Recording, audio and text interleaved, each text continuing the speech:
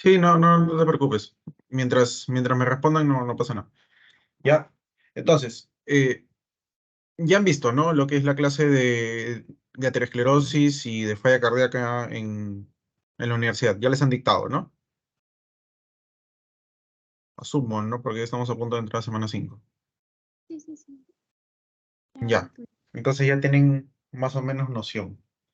Bien, entonces vamos a empezar viendo lo que es aterosclerosis.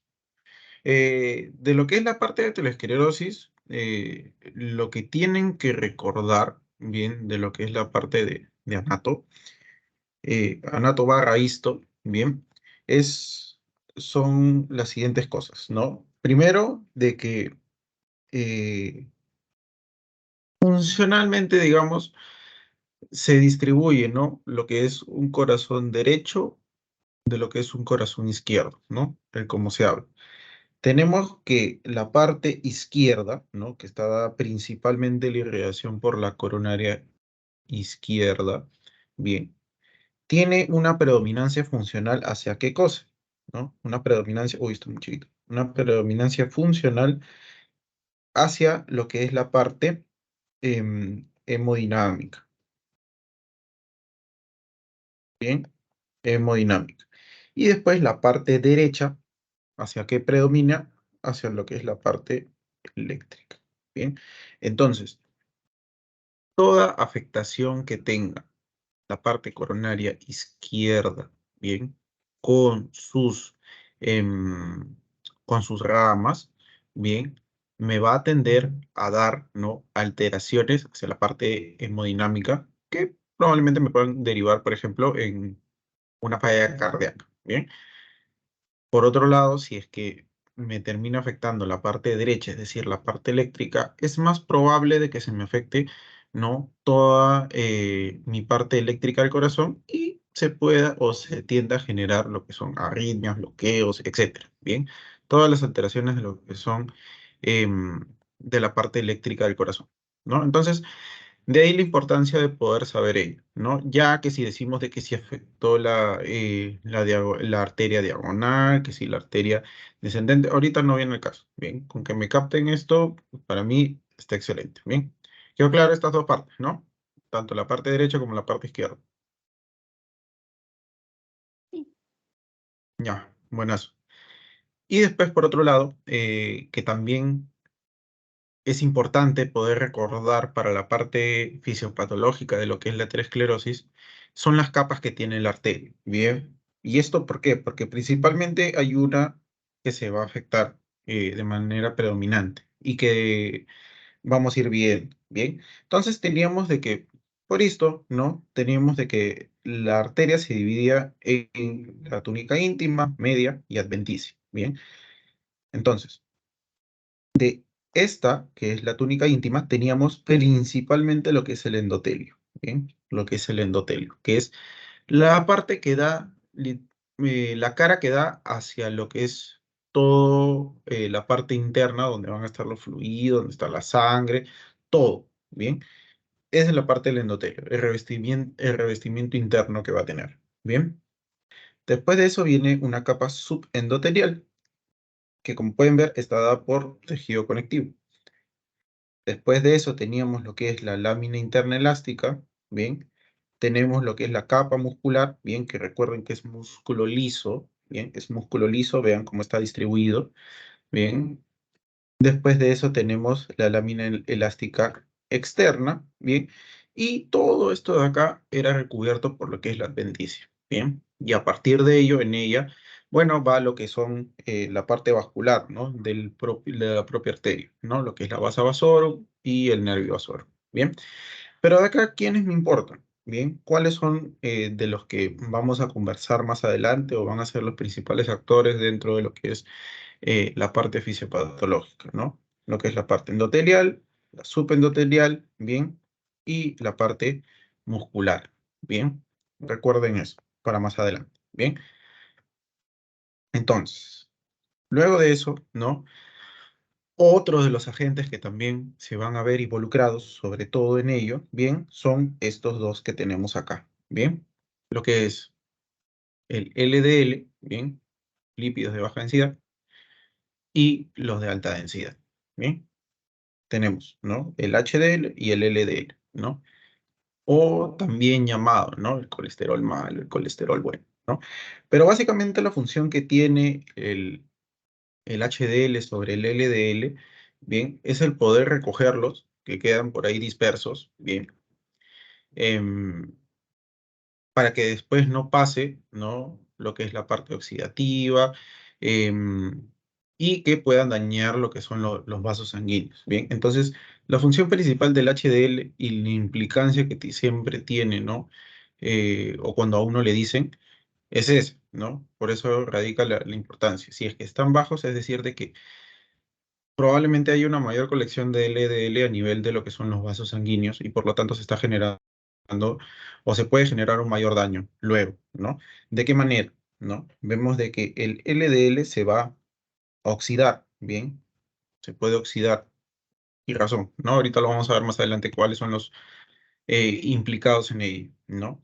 Entonces, el LDL básicamente se localiza acá, vean, se va a depositar acá.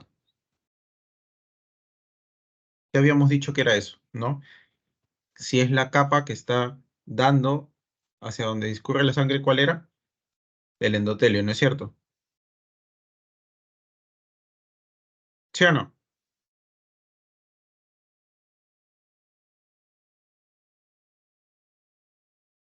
Ya se me durmió. Sí, chicos, bueno, el endotelio, ¿no? Entonces, a partir de ello, es que cuando se genera el daño, después de eso, entran, revisten el daño, ¿bien? Y se pueden ir depositando acá, en la parte subendotelial, ¿bien? Se pueden ir depositando en la parte subendotelial. Entonces, ahí radica la importancia. Después de eso se forma lo que es una estría grasa, ¿bien? Y se puede producir también lo que es inflamación. Se forma lo que es una placa no calcificada, ¿bien? Esta se puede romper y después se puede producir lo que es el trombo, ¿no? Que al final como me va a dar el síndrome coronario agudo, una ACV, etcétera. Bien, que es lo que vamos a hablar ahora. Bien, entonces, de esto es lo que me interesa que puedan recordar. Bien, ahora hablamos, ¿no? De lo que son los factores de riesgo que vamos a tener. Bien, los factores de riesgo para poder desarrollar lo que es la aterosclerosis, bien, recuerden, es una enfermedad que va a lo largo de los años.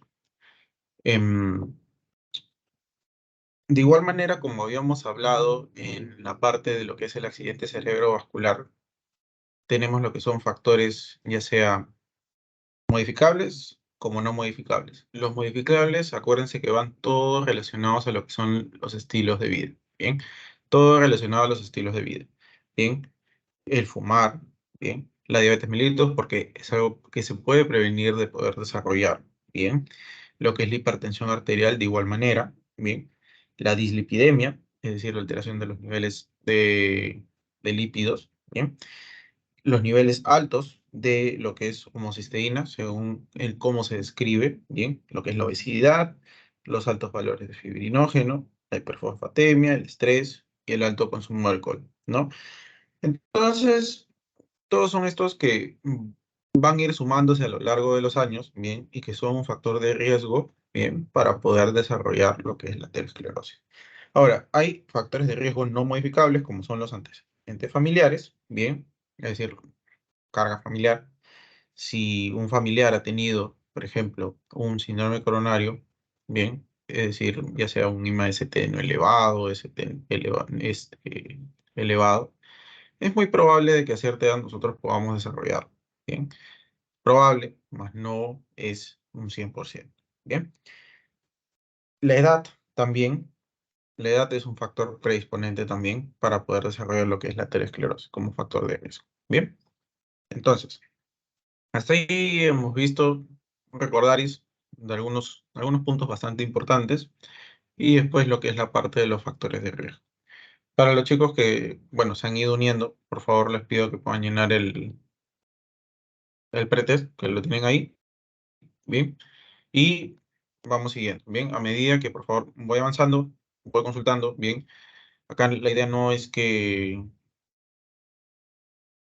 no les voy a repetir exactamente lo que les ponen en sus clases y todo eso, porque no vendría el caso, sino para acá, a mí lo más importante es que se queden con lo esencial y con lo que después les va a servir a ustedes para la práctica clínica. De igual manera, esta parte orientada, ¿no? También hacia lo que son las preguntas que les vienen en sus exámenes para que puedan responderlas. Bien, entonces, continuando. Ahora sí, ¿cómo es que se desarrolla, ¿no? La aterosclerosis?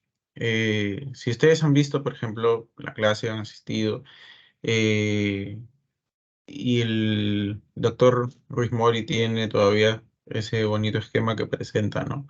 Animado de cómo es que se va desarrollando la aterosclerosis. Es básicamente este que nosotros tenemos acá, ¿no? A lo largo, cómo es que se va a presentar. Bien, entonces, primero tenemos nosotros lo que es el endotelio normal. Así como les presenté hace un momento, lo que es el endotelio normal, no pasa nada. Bien, pero ¿qué pasa? Bien, este endotelio, bien, es sensible a todo tipo de estrés, bien, a todo tipo de estrés, hacia lo que es la parte, em, el mismo tabaco, el alcohol, bien, la obesidad, las dislipidemias. Los factores de riesgo que hemos conversado, bien, son estrés directo para lo que es el endotelio, bien. Entonces, hay una inflamación de lo que es el endotelio, del endotelio, bien. Este endotelio ya no es funcional, bien, al 100% de como normalmente es, bien. Entonces, se produce lo que es una disfunción endotelial como segundo paso, bien. Endotelio normal, endotelio disfuncional, bien. ¿Qué pasa, no? En este endotelio disfuncional, ¿qué es lo que va a hacer, no? O en qué va a radicar, ¿no? Uno, en que todo lo que está dañado en mi organismo o es diferente a lo normal, ¿qué es lo que normalmente sucede? Hay invasión o acuden el llamado células inflamatorias, ¿bien? Principalmente la parte de lo que son monocitos, linfocitos, ¿bien? ¿A dónde van? A esa barrera endotelial alterada. Bien. Entonces, dentro de los agentes que van a acudir es una invasión celular, vamos a poner. Bien. Una invasión celular inflamatoria. Uno. Dos. ¿Qué más acude? ¿No? Además de material inflamatorio, acuden también, ¿no? Lo que son adhesión de plaquetas. Porque recordemos que esto es un vaso. Bien, es un vaso. Si se daña el vaso, como vamos a ver más adelante en la última clase de esta primera mitad, en la parte que se mató, bien, lo que es la adhesión plaquetaria, bien, pero les adelanto, ¿no? Acá va a haber adhesión plaquetaria en este vaso dañado, ¿no?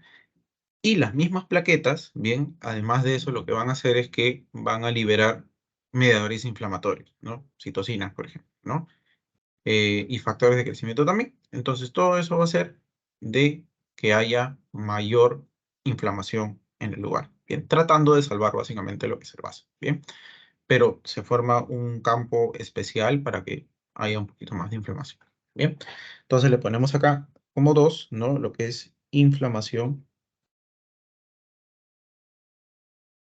plaquetaria, que al fin y al cabo me va a dar más de esto. Bien, y después de eso teníamos, por ejemplo, lo que eran los factores de crecimiento. Bien, uno de ellos es el derivado de plaquetas, que es el que secretan las mismas plaquetas. Bien, que lo que van a hacer es que estimulan, bien, la migración y proliferación de quién, del músculo liso. Que el músculo liso habíamos dicho de que estaba acá, ¿no? En esta parte, ¿se acuerdan? ¿No? En la túnica media, bien, se encontraba lo que es el músculo liso. Entonces, va a haber músculo liso en donde no debería de haber, bien, que es en la parte endotelial, subendotelial, para que crezca, ¿no? Entonces, crece, ¿no? Lo que es este músculo liso, ¿bien? Y además de ello va a haber una diferenciación, ¿bien?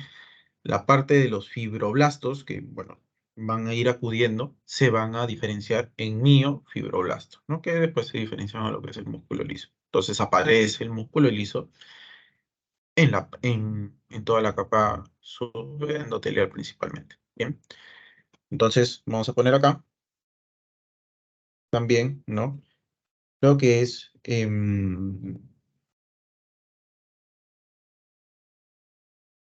proliferación de músculo liso. Bien, entonces tenemos esas tres que van a ocurrir a partir de de la disfunción endotelial. Hasta ahí. ¿Me siguen? Sí, entendieron, ¿no? ¿Cuáles son las tres principales em, alteraciones que pasan post disfunción endotelial? ¿Se entendió? ¿Hasta ahí? Sí, no. ¿Puedes repetir la parte de inflamación plaquetaria de los fibroblastos? Ah, ya. El factor de crecimiento derivado de plaquetas, bien, que va a partir, ¿no? de lo que es esa adhesión plaquetaria, que después va a llamar a más materia inflamatoria para que pueda acudir. Espérenme, denme un segundito.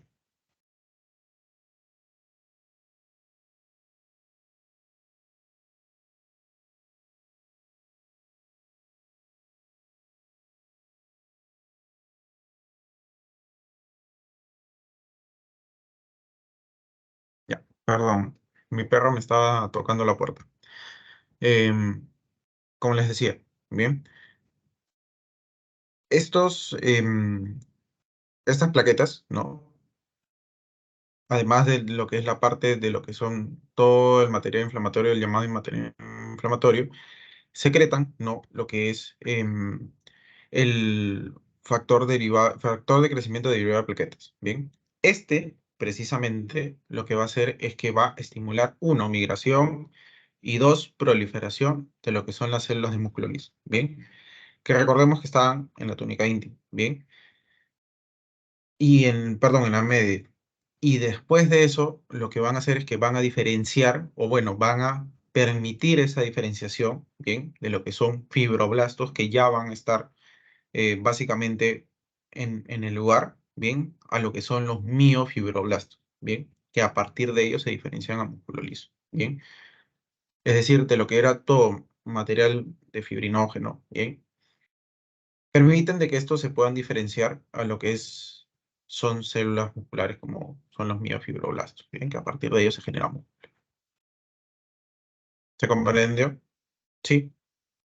Sí, perfecto, el resto. Ya, bacán. Listo. Entonces, seguimos, ¿no? Lo que es la otra parte, ¿no? Em, Se generaba, ¿no? Después de ello, ¿no? Esta inflamación del vaso, ¿bien? Hay un infiltrado de lo que son monocitos, ¿bien? Lo que es el mismo LDL que yo les estaba mencionando, ¿bien? Que lo que va a suceder es que este LDL se deposita, ¿no? Hay una menor cantidad de HDL, como les decía. em, y lo que va a pasar es que cuando este LDL se acumula, ¿bien? Y está inflamado, ¿no? Toda esta pared del vaso, bien, están todos estos personajes, actores, como quieran llamarlo, ¿no? Ya presentes, bien. Entonces, lo que va a suceder es que este LDL, uno, al endotelio estar dañado, va a tender a que el LDL1 se pueda oxidar, ¿bien? El LDL, al oxidarse, después de ello es reconocido por los macrófagos que van a estar ahí y ahí mismo los atrapan, ¿bien? Y se quedan a nivel de la capa subendotelial, ¿bien? A esto ya se le pasa a llamar, ¿no?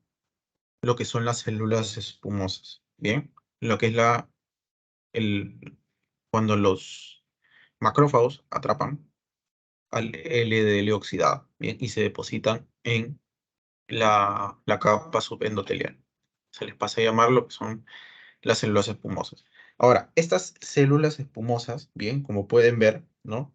Estábamos acá, se van a ir acumulando y se va a formar, ¿no? Lo que son em, las estrías grasas, ¿no? Se van a ir formando. Estas estrías grasas, bien, a medida van a ir creciendo, pero a esto se le va a ir añadiendo todos los demás factores que habíamos estado viendo anteriormente, ¿no? ¿Por qué? Porque después de que se forma esta estrella grasa, ¿no? Después de ello se empieza a secretar, ¿qué cosa también, ¿no? No solamente es este material inflamatorio que está ahí, sino también se trata como de cubrir, ¿no? Que en este caso viene a ser por producción de lo que es una de lo que es materia extracelular, que viene a ser colágeno, tejido, todo tejido conectivo, ¿no? Pero básicamente lo que es el colágeno, ¿no? Y se va a desarrollar ya lo que es una placa fibrosa, ¿bien? Que viene a ser esta que nosotros tenemos acá, una placa fibrosa, ¿no? Acá es cuando se va depositando la parte de colágeno, ¿bien? Todo lo que es la matriz extracelular se va depositando acá, ¿bien? Se forma lo que es esta placa fibrosa, ¿bien? Y a partir de ello, ¿no? ¿Qué cosa es lo que va a suceder? A esa placa fibrosa también se le conoce como ateroma, ¿bien? ¿Qué va a pasar? Bien, van a haber, ¿no? Células inflamatorias que van a estar en el mismo ateroma, bien, por ejemplo, macrófagos, ¿no? Secretan una sustancia llamada metaloproteinasas, bien, de la matriz, que lo que van a hacer es que van a ir debilitando poco a poco, bien, esta, esta cubierta fibrosa que tienen acá, bien, básicamente donde están sostenidas para que no se puedan mover ya del sitio. Y lo que va a pasar es que se va a ir rompiendo, se va debilitando, ¿no? Se rompe, bien, y cualquier cosa, bien, que genere un estrés, por más pequeño que sea, bien, rompe completamente esta cubierta fibrosa.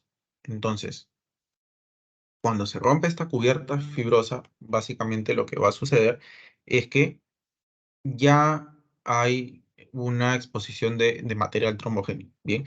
Y se forma, ¿no? Lo que es ese trombo que va a viajar por circulación hasta donde encuentre un tope y ahí se quede, ¿no? Ya sea a nivel cerebral, ya sea a nivel coronario, ¿bien? Ya sea a nivel renal, supongamos, ¿bien? A nivel pulmonar, etcétera, ¿bien? Pero básicamente ese es el proceso, ¿no? Se debilita la placa, un estrés menor hace de que ésta termine de romperse, ¿bien? Y se forman lo que son los trombos, ¿no? Que los trombos, al fin y al cabo, son los que se van a enclavar en alguna pared de un vaso, ¿bien? De menor calibre, y van a generar lo que es la clínica, ya sea el ACV, lo hemos visto, ¿no? Que al fin y al cabo genera isquemia. Síndrome coronario agudo, vamos a ver ahora, ¿no? Que es básicamente que se alojan en cualquiera de las coronarias, ¿bien? O en una de sus ramas. Em, por ejemplo, también se puede formar, se puede alojar en la parte de la arteria pulmonar, ¿no? Y se forma, y da, ¿no? Lo que es un TEP, un tromboembolismo pulmonar, ¿no? Paciente que viene con dificultad respiratoria súbita, ¿no? Caída de saturación bastante rápido, el lado está volteado, etcétera, ¿no? Distintas presentaciones, ¿no? Cómo lo vamos a tener, pero todo a partir de esto que hemos conversado, ¿bien? Hasta ahí, ¿me comprendieron? ¿Me entendieron? ¿Algo que desean que repita?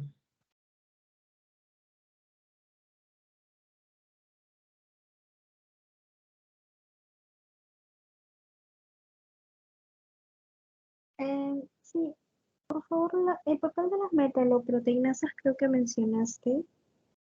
¿En qué parte desde las últimas fases era? Ah, ya, es en la parte, antes de que en la parte donde se empieza a desestabilizar la placa, Ya. donde se debilita toda la parte fibrosa, ¿bien? Y ya está básicamente lista para que, pucha, cualquier, por ejemplo, ¿no? Cualquier sorpresa, cualquier estrés, o simplemente por sí solo, ¿no? Por ya estrés acumulado, se rompa, ¿bien? Y viaje como trombo. Ya. Ya, listo. Chicos, no se olviden por favor de llenar el pretest. Bien, ahorita estoy viendo y solamente hay 4 y somos más los que estamos ahorita presentes. ¿Ya? Lo que les iba diciendo también, dato importante que tienen que tener en cuenta. Si les preguntan, por ejemplo, cómo se llama, ¿no? La fase en la cual viaja a través de los vasos sanguíneos y produce isquemia al alojarse en un vaso de menor calibre, por ejemplo, bien, es, ¿cómo se llamaba? La última fase, ¿cómo se llamaba? Como viaja por los vasos.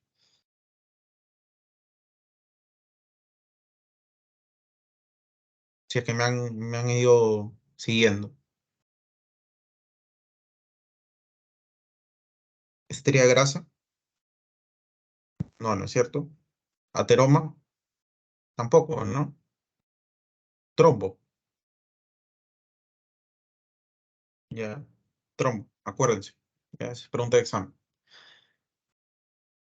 Tengan en cuenta eso. Ya, listo. Entonces, si no hay más preguntas, más dudas, pasamos. Ahora, lo que es la enfermedad cardiovascular aterosclerótica, bien, como les decía, el crecimiento de fibroblastos con fibra muscular lisa que dijiste es para el desarrollo de la placa estable. Claro, al inicio todo se forma bonito, ¿no?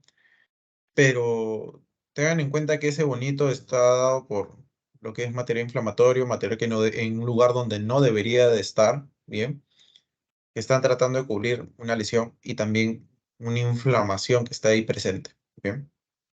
Sí, es para la placa estable, pero tengan en cuenta eso, ¿ya?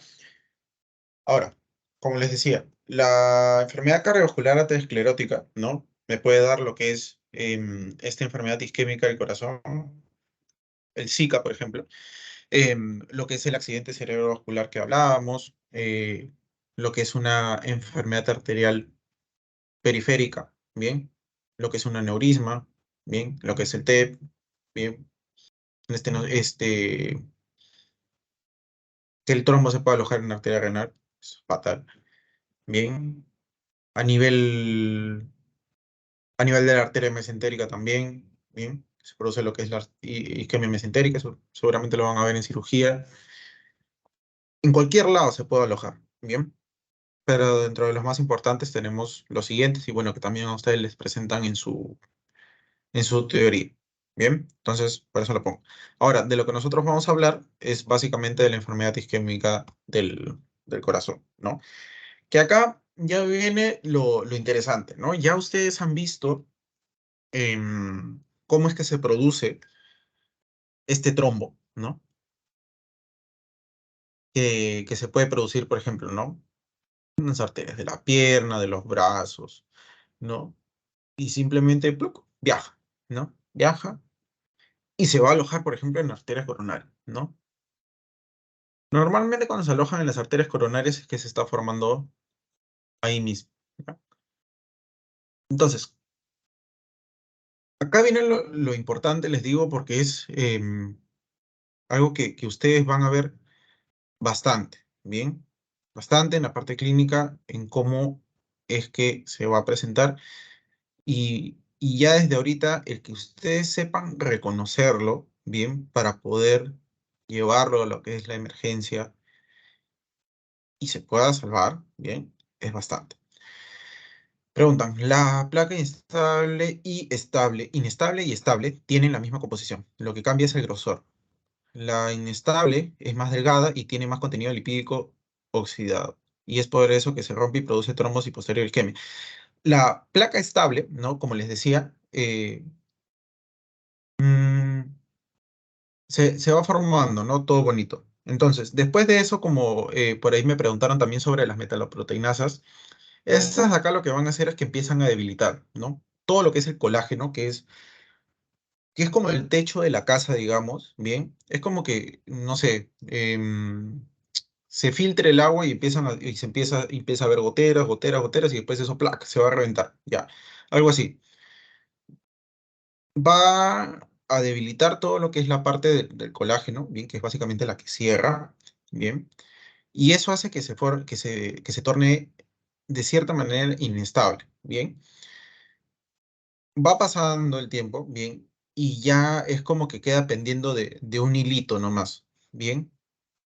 es decir, toda la parte del colágeno se ha hecho más pequeña, se mantiene bien lo que es la parte lipídico, oxidativa, muscular, todo lo que está dentro que es cualquier cosa, bien, todo, porque al fin y al cabo el trombo igual viaja, ¿no? Que es la parte lipídica, inflamatoria, oxidativa, todo ello, ¿no? Que es lo que posterior va a formar el trombo, ¿bien? Y bueno, posterior isquemia, ¿no? Cuando se aloja. Sí, Silvia, ¿quedó claro eso?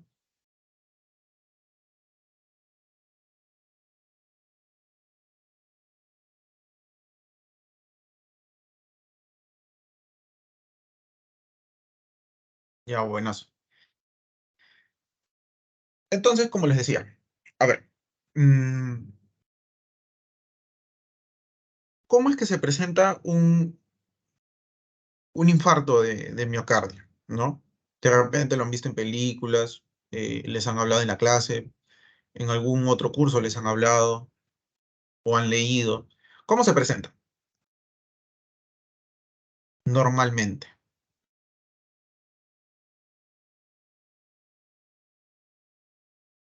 Que duele, ¿no?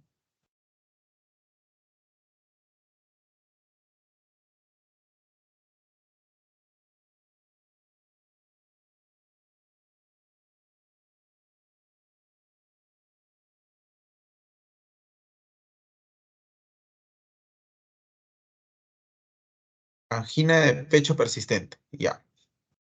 Nos dicen angina de pecho. Angina de pecho, dolor de pecho, ¿no? Pero ¿cómo es ese dolor? ¿No? Eso es lo importante que yo quiero que reconozcan. ¿Cómo es ese dolor? ¿No? Porque la persona que va a venir o con el familiar no le va a decir, tiene angina, no, no va a saber qué es angina, ¿no? Te va a decir cómo le duele.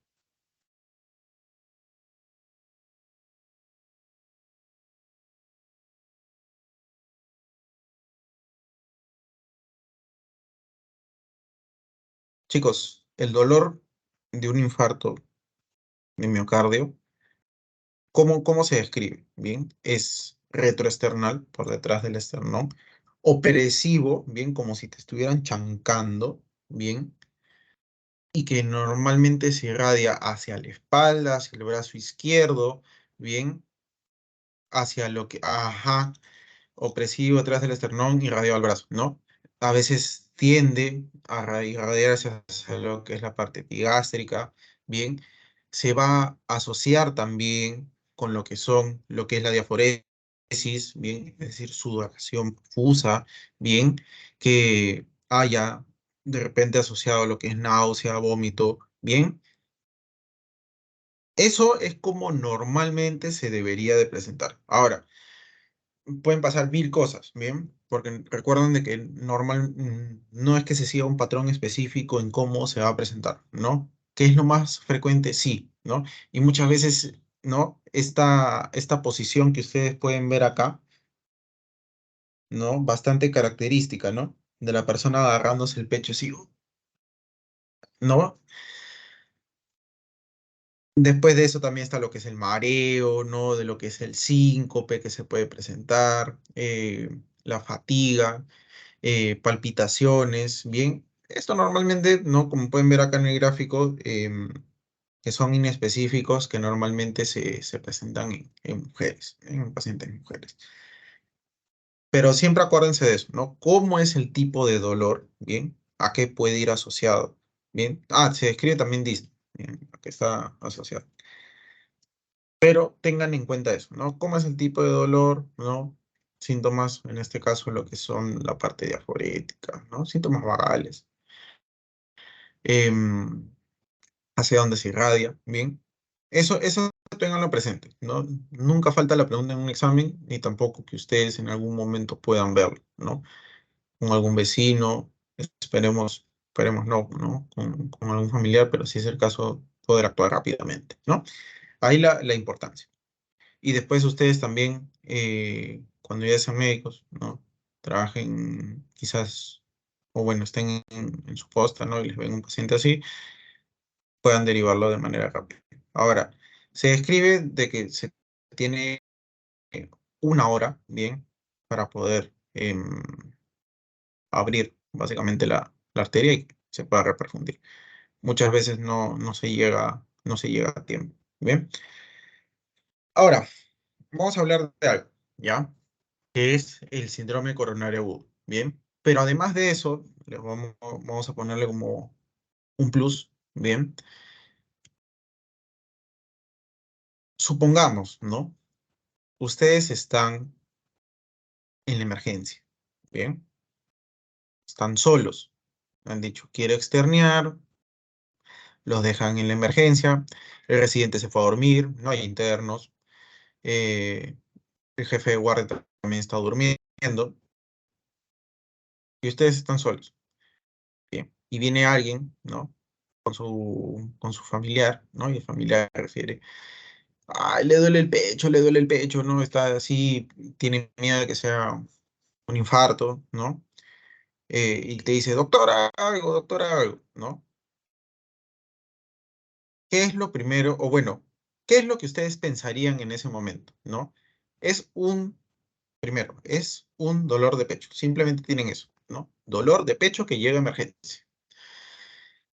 Bien, y esto les digo para que nunca se olviden, bien, y cuando lleven sus prácticas más adelante, o si es que ya van eh, de manera propia, porque yo sé que por la universidad no, em, sepan en qué pensar, bien. Cuando ustedes tienen un dolor de pecho, ¿no? Vamos a poner acá, dolor de pecho, bien, en emergencia, es decir, de que acude, bien, ¿qué cosa es lo que ustedes van a pensar? Número uno, ustedes tienen lo que es el SIC, ¿no? Que es lo que vamos a hablar ahora, síndrome coronario agudo. Pero también tienen otras causas, ¿no? Tienen, por ejemplo, todo lo que son las causas pericárdicas, esto vamos a llamarlas cardíacas per se, ¿bien? Pericárdicas, ¿bien? Tienen después también, por ejemplo, ¿no? Lo que es el TEP, que les hablaba hace rato, el tromboembolismo pulmonar. Y después también tienen, por ejemplo, lo que son las rupturas esofágicas, que también se presentan, ¿bien? Entonces, tienen esas causas, ¿no? En las cuales pensar por qué es un dolor, o bueno, cuál es la causa del dolor de pecho, ¿no? Regla básica que ustedes tienen que saber, ¿no? Que nunca se les debe de pasar, ¿no? Es que todo dolor precordial, todo dolor de pecho que llega a emergencia, ustedes en los 10 primeros minutos, bien, ustedes los internos, el externo, el jefe, quien sea, el técnico, tiene que tomarle un electrocardiograma, bien, regla básica, bien, todo dolor de pecho. Ya después de que te pongas, o sea, después de que te pongas a pensar todo eso, pero en los 10 primeros minutos se tiene que tomar, bien. Ahora, por ejemplo, ¿no? ¿Qué diferencia tiene el dolor pericárdico con el dolor de un infarto agudo de miocardio, por ejemplo? Bien. Uno de ellos que ustedes se van a dar cuenta bastante y que lo van a ver y que seguramente el doctor Avilés les va a hablar bastante en semio, ¿bien? Es la posición que va a adoptar esa persona. Todo lo que todo lo que ustedes puedan ver que es parte pericárdica, ¿bien? La persona no va a estar erguida, no va a estar así derecha. Ustedes la van a ver básicamente de lo que la persona es, supongamos así, ¿no? Está recta. Ustedes la van a ver así inclinada hacia adelante. ¿Ya? ¿Por qué? Porque el dolor cede de esa manera. ¿Ya? Para que lo tengan en cuenta. El tromboembolismo pulmonar rápidamente sucede. Rupturas esofágicas, paciente que ha estado vomitando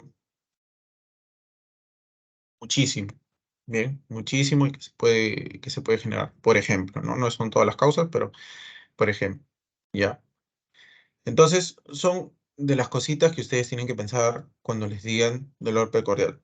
todo dolor precordial no es un síndrome coronario agudo, y tampoco tiene por qué presentarse así. ¿Qué es lo más frecuente?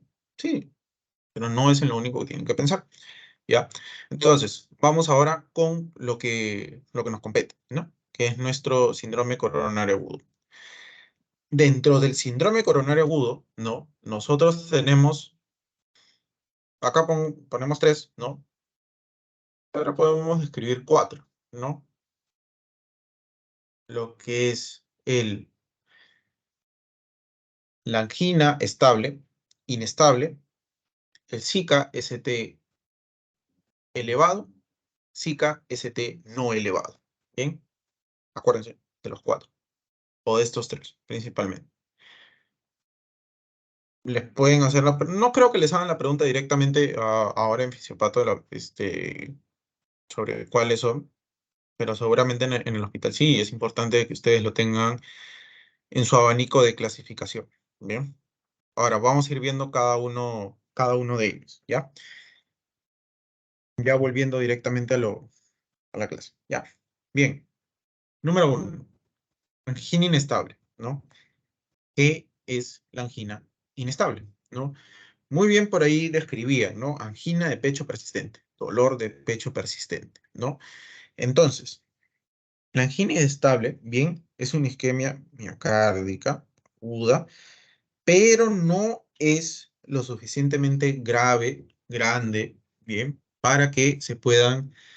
eh, para que no pueda haber presencia de, uno, biomarcadores, y dos, tampoco de que se pueda apreciar la lesión en el electrocardiograma, que la lesión se aprecia en el segmento ST.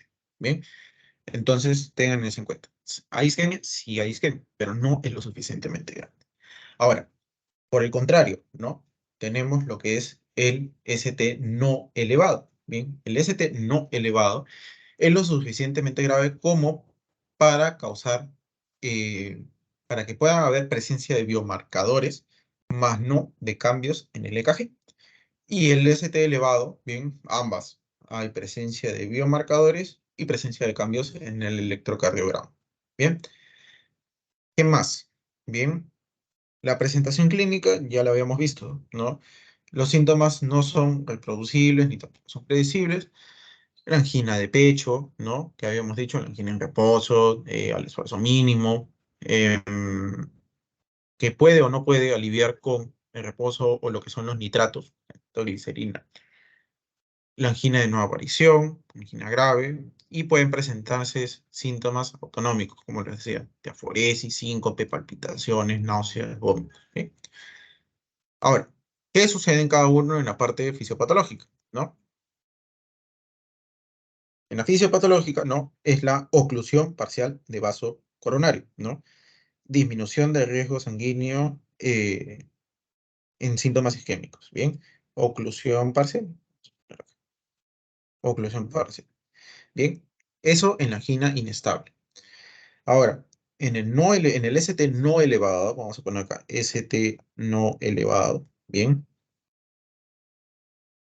hay la oclusión parcial de una arteria coronaria, bien, y va a afectar, ¿dónde está? La capa interna del corazón, bien. Y el ST elevado, bien, es una oclusión completa de una arteria, bien. Y acá hay una afectación a nivel de lo que es el miocardio, bien. Y les pueden poner, ¿no? ¿Cómo es un infarto subendocárdico? Bien, infarto subendocárdico y un infarto transmural, ¿no? Y que no los confundan. Infarto transmural, ya ustedes dicen, ya. Este es el ST elevado. Infarto subendocárdico, ya, este es el ST no elevado. Bien, entonces lo tienen ahí. ¿Cuáles presentan elevación de biomarcadores? No, todos, a excepción de lo que es la angina inestable. ¿Quiénes presentan cambios en el EKG? Eso responden ustedes. ¿Quiénes?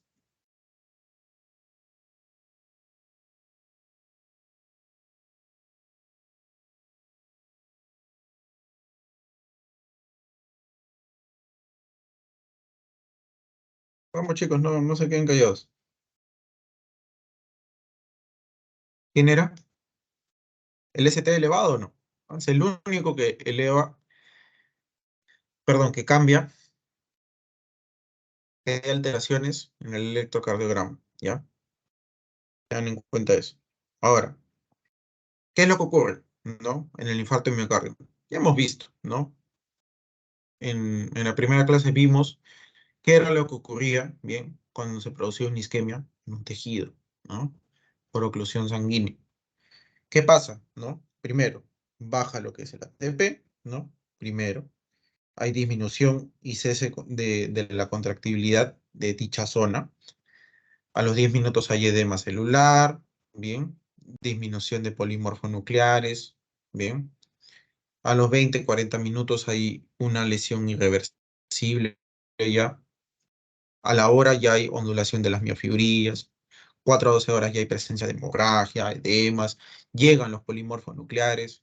A las 6 horas como tal ya se produce lo que es la necrosis y a las 18 a 24 horas ya la necrosis por coagulación. Que eso lo van a... Seguramente ya lo han visto en patología, ¿no? Cómo es la necrosis por coagulación, bien. Esto de acá, ¿no? La primera parte, ¿no? Cuando están los polimorfonucleares, cuando es a predominio mononuclear, a polimorfonuclear, bien, todo eso seguramente ya lo han visto. Bien, pero como listado de cada una de las cosas que suceden, está ahí. Ahora, de acá, ¿qué cosa es lo que les pueden preguntar cuándo es que se produce la necrosis? A las 6 horas. ¿Y cuándo se considera lesión irreversible también? Son de las cosas que pueden preguntar. Ahora, ¿qué más?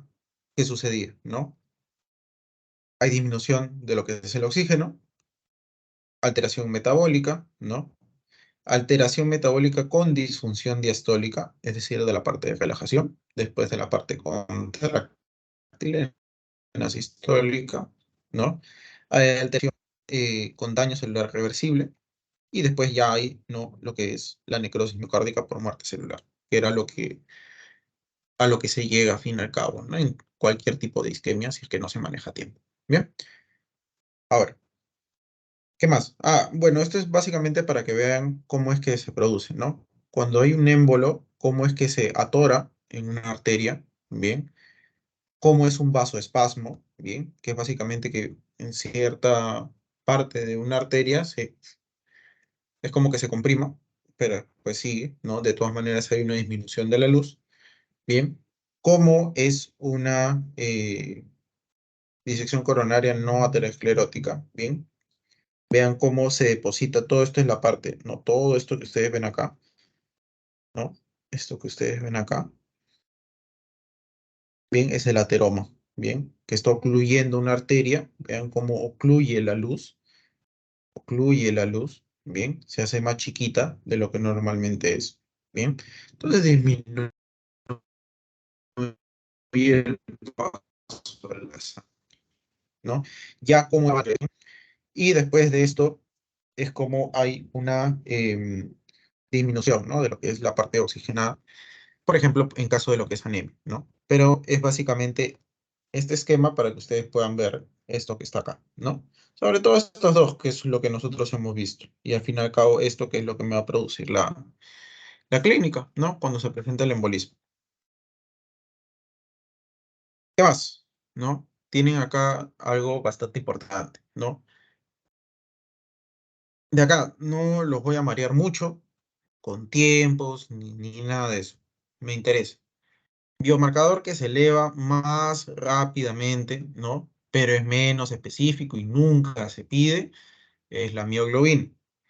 Marcador que se mantiene más tiempo, elevado en el tiempo, es más detectable, bien, ante lo que es la necrosis miocárdica, las troponinas. Por favor, métanse eso en su cabeza porque eso sí les preguntan, la troponina. Y después está el CPKMB. Ahora, ustedes se preguntarán, ¿para qué Michi me sirve el CPKMB? Bien, el CPKMB va a tener su valor importante en, en la clínica cuando ustedes sospechen, bien, de que se ha reinfartado. Bien, solamente ahí les va a servir el CPKMB. Y eso, ¿ah? Solamente ahí, bien, cuando quieren reevaluar si es que se ha reinfartado. ¿Por qué? Porque una vez que las troponinas suben, bien, ya se quedan elevadas por un tiempo, bien. Entonces, no me sirve para ver si es que se ha reinfartado, porque igual van a estar elevadas. No, no voy a ver cambios ahí. Pero en cambio, si quiero ver si se ha reinfartado, CPK-MB. Bien. Les digo esto porque es más parte práctica. Teórico, seguramente también les puedan preguntar eso. A veces se lo quedan con lo que son las preguntas de biomarcadores. Pero tengan eso en cuenta, ¿ya? Tengan eso en cuenta. Eso en cuanto a biomarcadores, lo demás no los voy a marear más, ¿ya? Con que sepan eso, por mí excelente. Ahora, esto es más que nada para que después lo tengan como material de apoyo, ¿no? Cuando les digan, ¿no? ¿En qué cara, ¿no? Es que se encuentra el infarto, ¿no? Y ustedes están viendo el EKG, ¿no? Si es que encuentran manifestaciones, por ejemplo, ¿no? En B1, B2, ¿no? Ven los cambios en el ST, ustedes dicen es anteroseptal o anteroapical, ¿no? Pero es la parte anterior, ¿ven?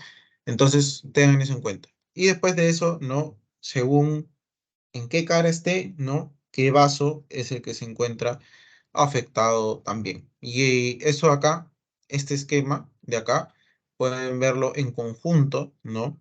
Si es que en algún momento desean verlo, ¿no? Con este que está acá, ¿bien? Son de la misma bibliografía, ¿ya? Por favor, si es que desean ver. Como les digo, ya lo dejo esto más para material de apoyo. Hasta ahí, ¿se comprendió? ¿Se entendió lo que es aterosclerosis y síndrome coronario?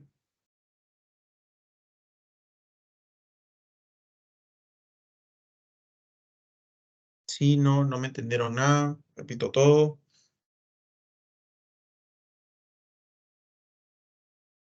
están despiertos, están dormidos,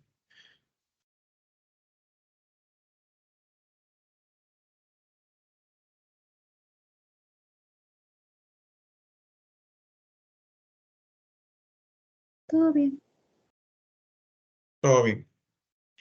Ya chicos, ahí mismo en el chat, em, ¿al cuánto tiempo se considera ya una lesión irreversible en una isquemia coronaria?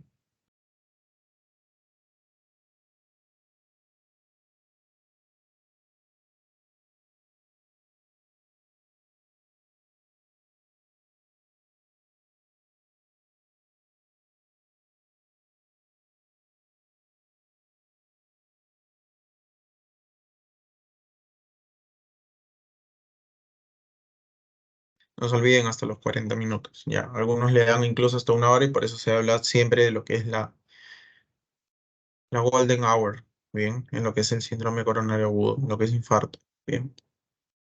Una hora para poder llegar, que hayan hecho EKG y poder determinar si es o no, y ver la medida diagnóstica, la medida terapéutica también, ¿bien? Y poder salvar esa parte del corazón, ¿bien? Tengan eso en cuenta, por favor. La parte de los biomarcadores también lo preguntan, ¿ya? Tengan eso en cuenta, ¿ya? Y de acá de la parte fisiopatológica también, lo que es cuando es ateroma, cuando es estría grasa, cuando es inestable, estable, cómo se llama cuando viaja, bien, tengan eso en cuenta, bien. Son preguntas que han venido. Bien. Ahora vamos con falla cardíaca, que de una isquemia, ¿no? Ya que habíamos estado hablando, se puede originar lo que es la falla cardíaca, ¿no? Una isquemia sin tomar acción por más de 40 minutos es irreversible. Sí, es lo que se habla, ¿no? De que entre 20 a 40 minutos ya el tejido, es decir, la lesión que se genera ya es irreversible, ¿no? En la literatura normalmente se da hasta una hora, ¿bien? Para que se pueda actuar y se pueda reperfundir, es decir, que esa arteria se pueda abrir, ¿bien? Y pueda fluir nuevamente la sangre, ¿bien? Y se pueda salvar ese tejido, ¿bien? Posterior a ello es que quedan las secuelas, ¿bien?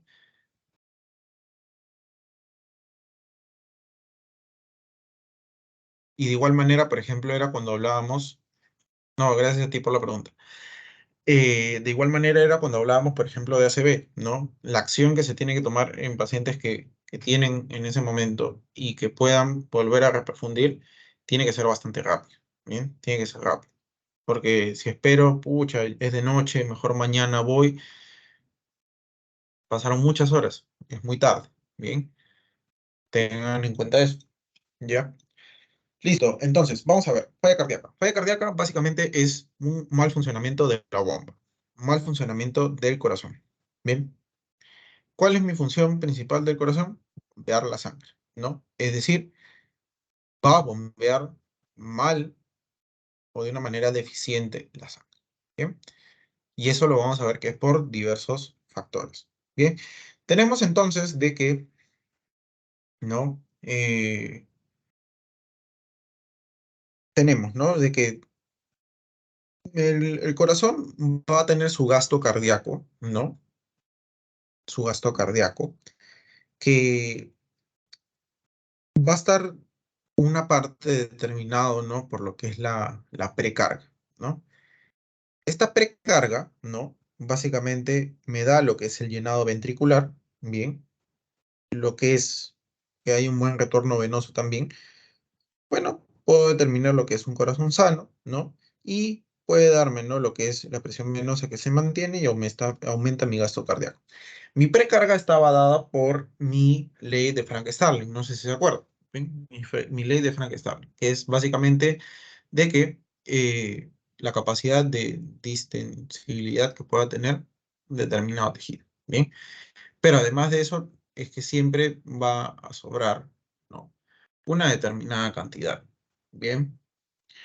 Ahora, ¿qué pasa? ¿No? Cuando, pero va a tener un tope, ¿no? Esa distensión va a tener un tope. ¿Y qué pasa cuando mi demanda es mayor a la oferta? Bien, ahí es donde vienen los problemas. Bien, ¿qué es como vamos a ver? Em, Dentro de todo, ¿no? A ustedes a su mano derecha tienen los distintos momentos, ¿no? Que ocurren en cada una de las fases, ¿no? Tenemos la parte sistólica y la parte diastólica. En la sistólica teníamos lo que era la parte de contracción y eyección, mientras que en la parte de diastólica tenemos la relajación y lo que es el llenado. Bien, partes importantes a tener en cuenta. Ahora, ¿qué más? ¿No? ¿Qué pasa cuando ya hay una alteración? ¿No? Cuando tenemos una alteración, ¿no? De que, supongamos, una limitación anatómica, una limitación de la parte estructural, ¿no?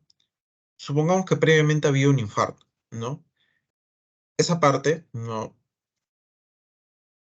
mm, Tengo un dibujo bonito de un corazón.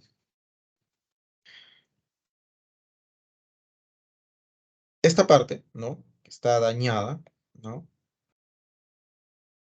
Supongamos, no va a tener la misma función, ¿no? La misma capacidad de contracción y todo ello. Y eso incluye las estructuras internas, ¿no? Una de ellas, por ejemplo, el ventrículo, ¿no? No va a tener la misma capacidad de distensión, se altera mi ley de Frank-Starling, bien, cae mi precarga y va a caer también mi gasto cardíaco, ¿no? Por lo que no va a llegar una correcta eh, perfusión a mis diferentes órganos, ¿bien? O a los tejidos en general, ¿bien? Entonces hay una disminución de ello. No, no funciona bien esa parte, ¿no? Entonces, al haber esta alteración, ¿no? La parte contráctil se va a ver alterada, por ejemplo, ¿no? Em, ¿Qué es lo que sucede luego? ¿No? Como vamos a ir viendo, ¿no? Mi cuerpo, bien, en general, es bastante sabio y entonces trata de poder suplir, ¿no? Esa deficiencia que tiene, ¿no? Se genera, por ejemplo, ¿no? Se trata de aumentar lo que es el gasto cardíaco, aumentando lo que es el volumen, se trata de aumentar lo que es la fuerza de contracción, pero todo siempre tiene un tope, porque si se está exigiendo de más, se va a cansar, ¿no? El corazón se cansa, ¿no? Y ahí es donde empiezan a venir los problemas. Después de eso, ¿no? ¿Qué más? Supongamos que ha habido una isquemia también, ¿no? Entonces se trata de remover todo ese tejido necrosado. ¿Qué va a pasar? De que empieza lo que se llama el remodelado cardíaco, por ejemplo, ¿no? Y empieza a cambiarse por tejido conectivo que es mucho más rígido, ¿bien? Y acá influye bastante, ¿no? Uno de los actores que habíamos estado viendo en la clase pasada en hipertensión, ¿no? Lo que es la angiotensina 2, por ejemplo, ¿no? Entonces, es una gama de factores que van a estar acá presentes, ¿bien? Que me van a dar esa alteración. Ahora, primero las causas, ¿no? Las causas como tal. Las causas, como ustedes pueden ver, ¿no? Principalmente en nuestro medio, van a estar asociadas a estas dos, principalmente, ¿no? Una enfermedad arterial coronaria o la hipertensión, ¿bien? Son las dos principales, ¿bien? Son las dos principales y que siempre tienen que ustedes tener a la cabeza. Ya si no son esas dos causas, bueno, pueden echarse a buscar las siguientes, ¿bien? Que no necesariamente tienen que ser estas, hay más, ¿bien? Pero principalmente en nuestro medio es por esas dos, ¿bien? Siempre ustedes tienen que sospechar de ello, ¿bien? Y después, ¿cómo es que se va a clasificar? ¿Bien? ¿Cómo es que se clasifica? ¿Bien? Por estadios mi insuficiencia cardíaca, ¿bien? Porque mi insuficiencia cardíaca también o mi falla cardíaca, se va a clasificar por la función ventricular, que es como normalmente se clasifica ahora, ¿bien? Y que en base a eso es que dan un manejo, ¿bien? Pero, vean, estadio A, estadio B, estadio C, ya. Estadio A, estadio B, estadio C y estadio D. Estadio A, bien, hay un alto riesgo, bien, porque también se clasifica desde antes, cuando hay riesgo de poder desarrollar esta insuficiencia cardíaca, bien. Hay un alto riesgo, bien, pero no hay una cardiopatía ni tampoco estructural, ni tampoco síntomas de insuficiencia cardíaca, bien. Por ejemplo, en pacientes que se le han diagnosticado hipertensión o ya tienen hipertensión de años. Enfermedad aterosclerótica, lo que hemos estado viendo, la diabetes, obesidad, síndrome metabólico, bien, eso. Después ya tenemos el estadio B, que acá ya hay una cardiopatía estructural. Es decir, a lo que hemos estado hablando anteriormente se le añade una cardiopatía estructural, ¿bien? Por ejemplo, de que ya haya habido un infarto, ¿bien? De que en este caso haya una valvulopatía X, cualquiera de las que hay, ¿bien? Que ya haya remodelamiento de ventrículo izquierdo, ¿bien? Por ejemplo, por hipertensión, que empiece a haber hipertrofia, perdón. Después de eso, el estadio C ya es per se una insuficiencia cardíaca. ¿Por qué? Porque ya se añaden síntomas, ¿bien? Ya se añaden síntomas, ¿bien? En este caso, hay una cardiopatía estructural con signos o síntomas de insuficiencia cardíaca, ¿bien? Previos o que se estén manifestando, ¿no? Que esto acá normalmente, bien, lo que son los síntomas como tal, la disnea, la fatiga, bien, la tolerancia al ejercicio, eso es lo principal que se presenta, bien, eso es lo principal en un primer momento. Y después tienen, ¿no? Lo que son el estadio D, ¿no? Los síntomas de insuficiencia cardíaca que van a estar resistentes al reposo, ¿no? Es decir, de que de todas maneras van a persistir, ¿bien? De que en este caso las personas tienen esa disnea al reposo, ¿no? Seguramente han escuchado o van a escuchar más adelante, ¿no? Lo que es la clasificación funcional de NIJA, ¿bien? Que básicamente NIJA 1, NIJA 2, NIJA 3, NIJA 4, ¿no? Si es que puede realizar sus actividades físicas, eh, disnea a realizar estas, ¿no? Disnea a leves esfuerzos, a moderados esfuerzos o simplemente a reposo, ¿no? Eso lo van a ir viendo, ¿bien? Pero es una forma de clasificar, ¿no? Los estadios de insuficiencia cardíaca y cómo va progresando. Entonces, tengan en cuenta, ¿por qué les presento esto, no? Tengan en cuenta de que cuando tienen pacientes, ¿bien? Hipertensos o que ya han tenido su, por ejemplo, infarto previo, ¿no? diabéticos, obesos, tengan en cuenta de que es muy probable de que puedan desarrollar falla cardíaca, ¿no? Entonces, ahí la importancia de hacer seguimiento, de que esto no progrese, bien, que no progrese, de que ustedes le enseñen a sus pacientes las medidas que deben de tomar para que no progrese, bien, porque la idea no solamente es curar, sino en este caso el poder prevenir, bien, tengan en cuenta eso. Y ya acá en esta parte el poder manejarlos de la mejor manera, ¿ya? Ahora, ¿qué es lo que sucede? Antes de mostrarles quiero que vean esto, ¿ya?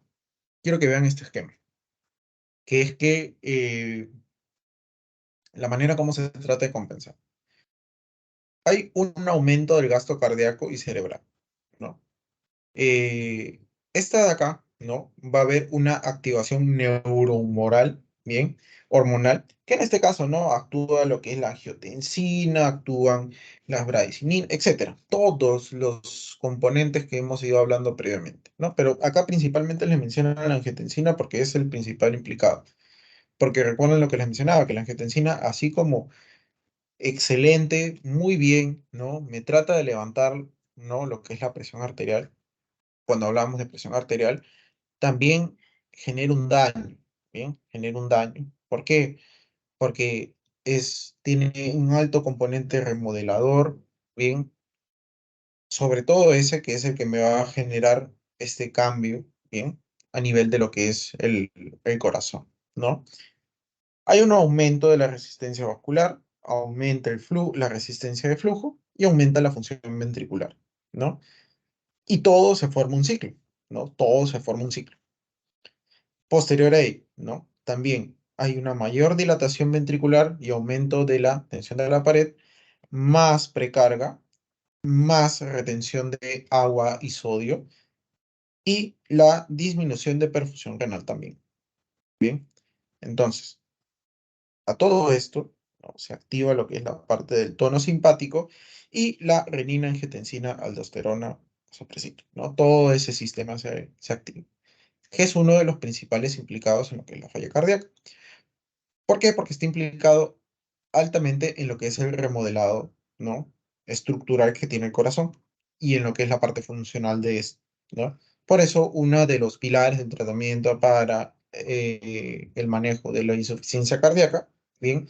Vienen a ser los inhibidores em, de angiotensina, los IECAs, por ejemplo, los IECA, los ARAs, por ejemplo, ¿no? Son uno de los pilares. Esta es la razón por la cual, ¿no? Tengan en cuenta que es por el remodelado. Ahora que justo también están viendo fármaco, bien, y me parece que sí había una clase específica que era de falla cardíaca, para que lo entiendan, bien, para que lo puedan asociar directamente.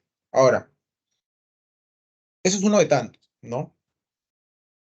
Pero ¿de dónde nace verdaderamente la insuficiencia cardíaca? Bien, tengan en cuenta de que está la parte de mucho los estilos de vida, las enfermedades no transmisibles que tenga la persona, diabetes, obesidad, alcoholismo, tabaquismo, etcétera. Bien, todos los factores y estilos de vida asociados, bien, que me puedan generar esas patologías y después también de que ya haya tenido infartos previos, ¿no? Etcétera, todo lo que hemos estado viendo, ¿no?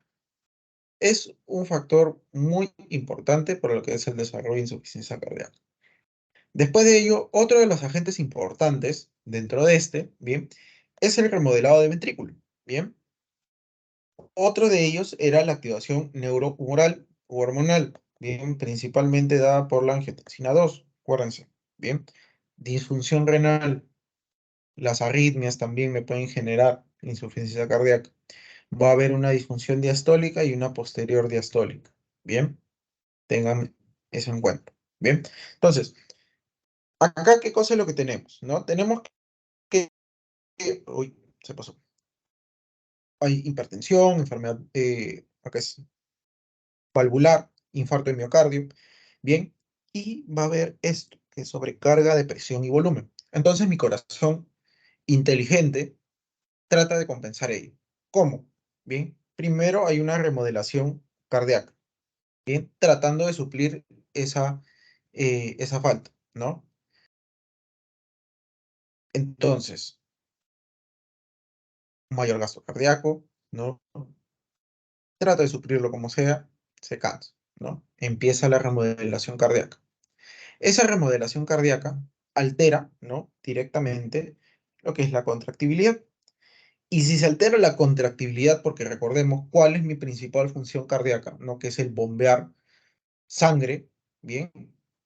A todos los tejidos, ¿bien? Y para bombear sangre, ¿no? Necesito contracción para que pueda haber una buena contracción, eyección, ¿bien?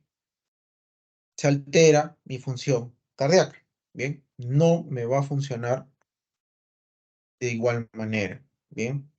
No me va a funcionar de igual manera, ¿bien? Hay una alteración de la función cardíaca. Listo. Entonces, esto es directamente de su diapositiva, ¿bien? Esta disfunción, ¿no? Lo que va a hacer es que va a haber más trabajo cardíaco, más gasto cardíaco, ¿bien? Entonces hay un cambio, ¿no? En lo que es la parte del volumen sistólico, va a haber más volumen, más frecuencia cardíaca, tratando de suplir esto. No, no se logra, ¿bien? Entonces va a haber una alteración, vemos que es en el llenado ventricular, en la contractibilidad y en la resistencia de eyección, ¿no? Entonces vemos de que van a haber alteraciones en lo que es el volumen sanguíneo, el retorno venoso, ¿no? Que está dado por la precarga, la contractibilidad que está dada por el inotropismo, bien, que es el inotropismo, bien, por la fuerza que va a tener el corazón para poder contraerse, bien, que en este caso está dado por el estado de la fibra, de las fibras musculares, y la resistencia de elección a la eyección que está dada por la poscarga, ¿no? Que es la resistencia vascular que se va a tener, ¿ya? Ahora, a ustedes les ponen esto que ustedes ven acá, ¿no? Disfunción diastólica y disfunción sistólica, ¿no? ¿Qué patologías me dan compromiso de la distensión y anormalidades del llenado ventricular? ¿Y qué patologías me dan compromiso de la contractibilidad y aumento de la poscarga? Bien, em, no vamos a leer cada una de ellas, bien, pero se las pongo haciéndoles hincapié de que lo sepan. Porque preguntan, ¿ya? Esto lo preguntan bastante. Yo me acuerdo que en mi examen me preguntaron cuál de las siguientes em, patologías da anormalidades del llenado ventricular. Bien. Me acuerdo que me preguntaron por el mixoma auricular. Bien. Pregúntense usted cuántos mixomas auriculares hay acá en el Perú. Va a encontrar poquísimos, ¿ya? Entonces, esas que preguntan. Si está ahí, pues, lo tenemos que saber, ¿ya? Les digo, bien, para que lo tengan en cuenta, ¿ya? Y ahora vemos el iceberg de lo que es la insuficiencia cardíaca, ¿no? Cómo, cómo se presenta, ¿no? Empezaba con lo que era la función anómala de lo que era el ventrículo, bien, ya sea sistólica o diastólica, y aumenta, ¿no? Lo que es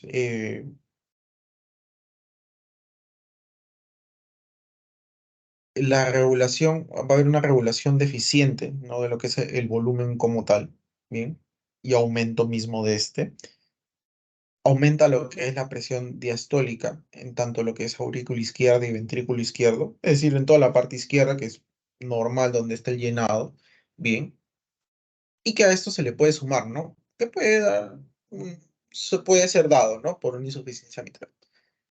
Va a haber lo que es una congestión, bien, por ese mismo aumento de volumen que va a haber, bien. Entonces lo que va a suceder es que hay una redistribución en el lecho vascular pulmonar, más un edema que va a haber a nivel pulmonar, que me va a dar un edema alveolar, que es el que ustedes ven acá, bien, y este edema alveolar, bien, esta congestión pulmonar, bien, es el que me va a dar al fin y al cabo la disnea, bien, me da la disnea. Y va a haber, ¿no?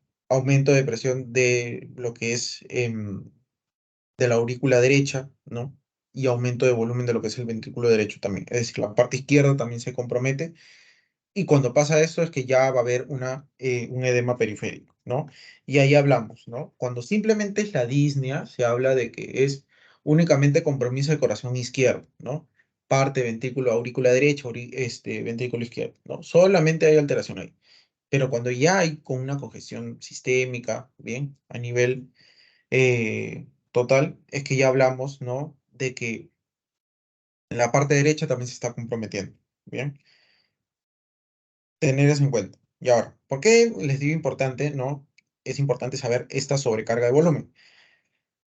Porque así como el manejo lo estamos haciendo viendo la parte del remodelado, también tenemos que ver la parte de aumento de volumen. Y una de ellas, bien, uno de los pilares fundamentales en el tratamiento son los diuréticos, bien. Entonces ya tienen dos de los pilares bastante grandes, ¿no? De lo que es el manejo de insuficiencia cardíaca también, para que lo correlacionen con la parte fisiopatológica, lo que estamos viendo, que para eso hay que aprender los cambios. ¿Qué más? Bien, vemos de que los distintos síntomas que tenemos es que va a haber cambios, ¿no? Cuando ya se presenta el edema periférico, de lo que son cambios en la presión hidrostática y la presión oncótica, ¿no? Cuando hablemos más adelante, bien, de lo que es, sí, pues sobre todo en nefro, cuando hablemos de síndrome nefrótico, pero les explico, a nivel arterial, bien, a nivel de los vasos, bien, nosotros tenemos una presión hidrostática y una presión oncótica, bien. La presión oncótica básicamente hace de que los líquidos se queden en su sitio y no se vayan por afuera del vaso. Pero como todo en la vida tiene un balance, ¿bien? También existe una presión que quiere salir, que está espesa, que quiere irse, ¿bien? ¿No? Que no le gusta estar ahí, hidrostática. Entonces, la hidrostática quiere irse y la oncótica le dice, no, te quedas acá. Y entonces se complementan uno al otro y es básicamente el balance, como en todo en la vida. Se quedan ahí en la parte vascular. Ahora, ¿qué sucede? La hidrostática aumenta muchísimo, ¿bien? Y la oncótica disminuye.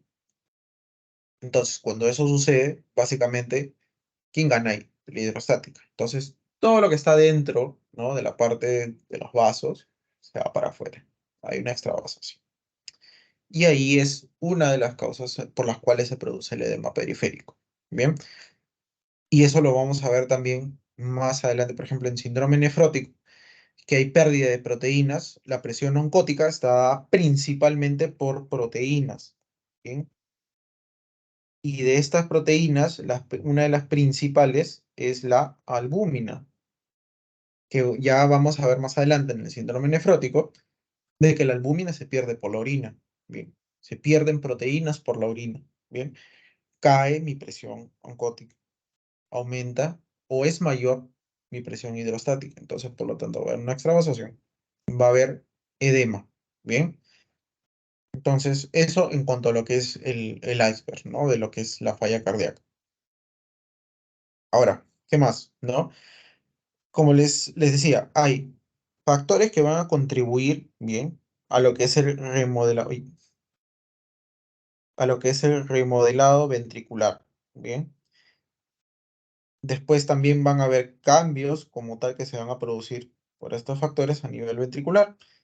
Y también va a haber factores neuromorales que van a estar presentes en la falla cardíaca, ¿no? De todo esto, ¿no? Tenemos que ver, ¿no? De que, ¿qué factores van a contribuir al remodelamiento ventricular, ¿no? Primero, lo que es el infarto como tal, la fracción de eyección disminuida, el estrés y la activación neuromoral regional y sistémica, ¿no? Principalmente dada por lo que es la angiotensina 2. Principalmente, porque como pueden ver, también hay más causas, ¿no? Y después también está la parte isquémica, la pérdida continua de miocitos, etcétera. ¿Qué cambios estructurales va a producir? Como ya hemos visto, la dilatación ventricular, ¿no? También va a haber una hipertrofia excéntrica, ¿bien?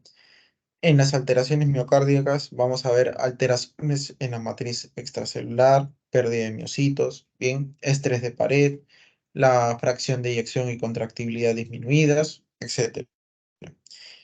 Y también van a ver, ¿no? Lo que son alteraciones en la misma función que va a cumplir el miocito. Bien. Y después, por otro lado, ¿no? todos los factores neuromorales que van a participar, ¿no? Parte del sistema nervioso simpático, el sistema renina-angiotensina-aldosterona, arginina vasopresina, los endotelios, el neuropéptido, las prostaglandinas, etcétera. Un montón de participantes en ello, que al fin y al cabo contribuyen a lo que estábamos viendo acá, ¿no? A estos cambios estructurales, ¿no? Que es el remodelamiento ventricular. Bien, entonces, vemos de que por X causa, bien, se afecta mi miocardio, ¿no? Por X causa se afecta mi miocardio. Principalmente habíamos dicho que era ya sea por hipertensión o por isquemia. Bien, afecta mi precarga, mi poscarga, disminuye mi contractibilidad y me induce a lo que es un remodelamiento ventricular. Lo que va a suceder es que cae mi gasto cardíaco, ¿no? Toda esa disminución de gasto cardíaco me va a dar esto que habíamos visto, ¿no? Que si disnea, que si fatiga, que si dificultad respiratoria por la misma disnea, el edema, ¿no?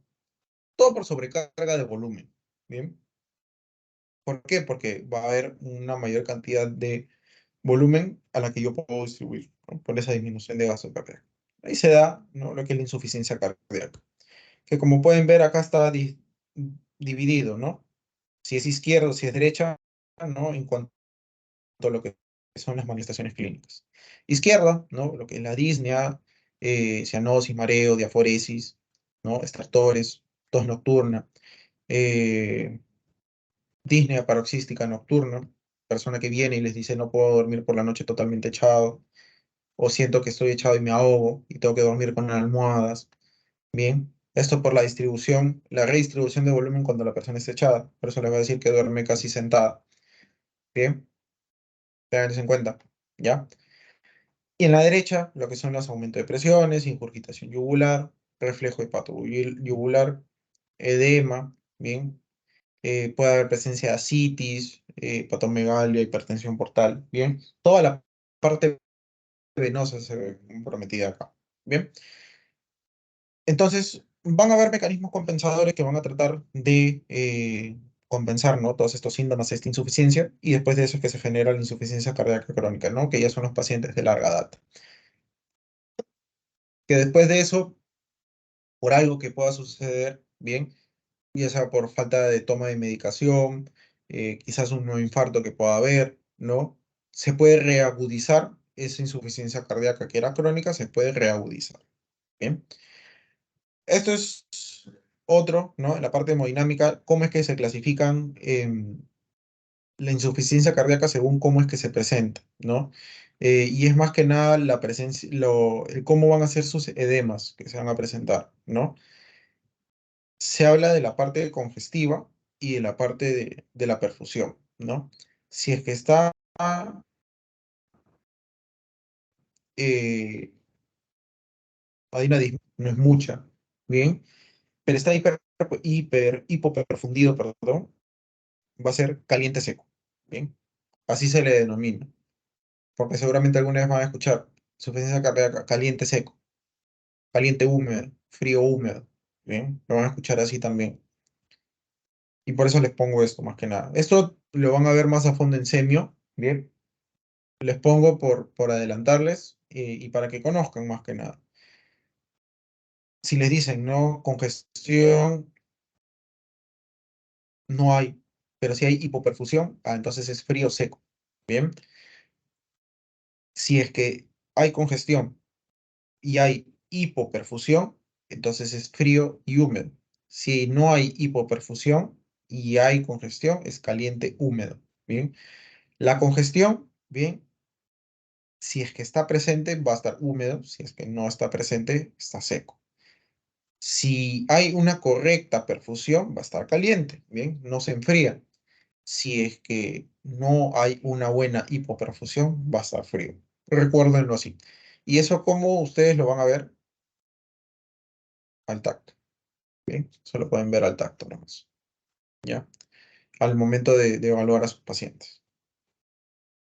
Diferencias de las manifestaciones clínicas, que ya las hemos visto, vimos en el esquema anterior. Y bueno, esto es un resumen en general, ¿bien? de cómo es que se presenta, ¿bien? Es más que nada de todo lo que hemos estado conversando ahorita, de en cuanto a insuficiencia cardíaca. Hasta ahí, ¿alguna pregunta, una duda? O si no, ya con eso hemos culminado.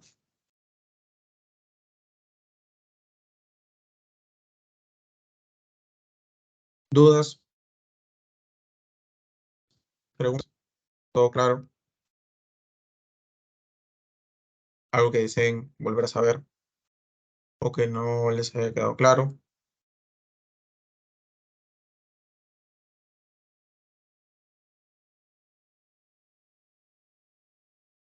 Hola, sí, disculpa, ¿podrías explicar nuevamente la importancia del CKMB? Creo que así se dice. Ah, ya. El CPKMB, bien, es un marcador, bien, que se va a elevar cuando va a haber, en los infartos, ¿ya? Dentro de lo que son los biomarcadores, bien, acuérdense que tenemos las mioglobinas, las troponinas y el CPKMB. De todos, el que se eleva al toque, pero baja ahí mismo, bien, eh, de todos los que se eleva, perdón, que se eleva rápido y disminuye ahí mismo, es la mioglobina, que no se pide, bien, es simplemente teórico saberlo. Tenemos las troponinas. Las troponinas se elevan cuando hay una isquemia, se elevan de una manera considerable y se mantienen elevadas, bien, por el rango de una semana más o menos, bien. Se mantienen elevadas un buen tiempo. Entonces, ¿qué pasa si tú tienes un paciente que durante en ese tiempo, bien, quiere saber si se ha vuelto a reinfartar o si ha habido un reinfarto porque tiene todos los factores de riesgo o incluso también la clínica de ese? El CPKMB me puede ayudar en eso. Para eso sirve, bien, porque como podemos ver, a ver, les enseño acá. Mm, ya, la duración que tiene, como ustedes pueden ver, es bastante corta, el CPKMB, y el cómo se eleva también. Bien, entonces, que es el que está marcado en amarillo, por ejemplo. Me sirve para poder reevaluar si es que mi paciente se ha reinfartado. ¿Por qué? ¿Y por qué no puedo pedir troponinas si eso es más específico? Porque las troponinas ya están elevadas. Y como les digo, se mantienen elevadas hasta un plazo de una semana. Y si quiero ver si es que se ha reinfartado, voy a seguir viendo esas troponinas elevadas. Entonces no me va a servir. ¿Cuál me sirve? El CPK-MB. Bien. Solamente para eso, bien, que no está acostumbrado a pedirse, bien, pero teóricamente se puede. Bien. Solamente eso. Nada más. En cuanto a lo que es el CPK-MB.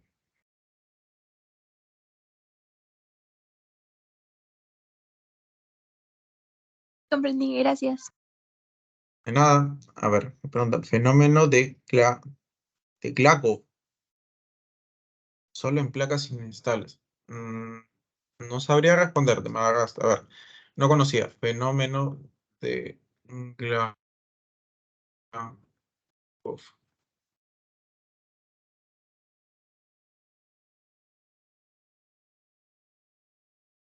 No, no conocía sobre el fenómeno de Glau, pero si te parece, lo podemos conversar en la siguiente clase. Leo sobre ello y les preparo una lámina sobre eso. No, de verdad no sabía, y de paso yo también conozco un poco más.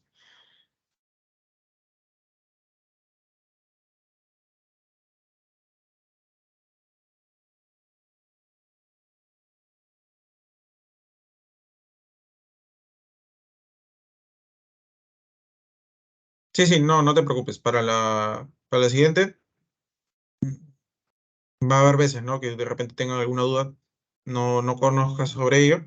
No hay problema, para la siguiente clase puedo revisarlo y les explico. Pero ya, buen dato. No sabía de eso. Pero sí, ¿hay alguna otra duda, alguna otra pregunta que tengan, inquietud, consulta? Quizás por ahí les hayan hecho.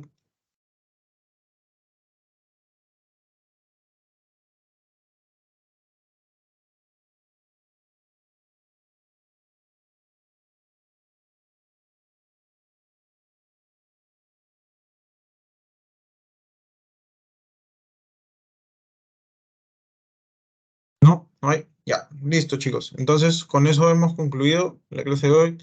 La próxima semana sí, nos vemos el domingo a las 7.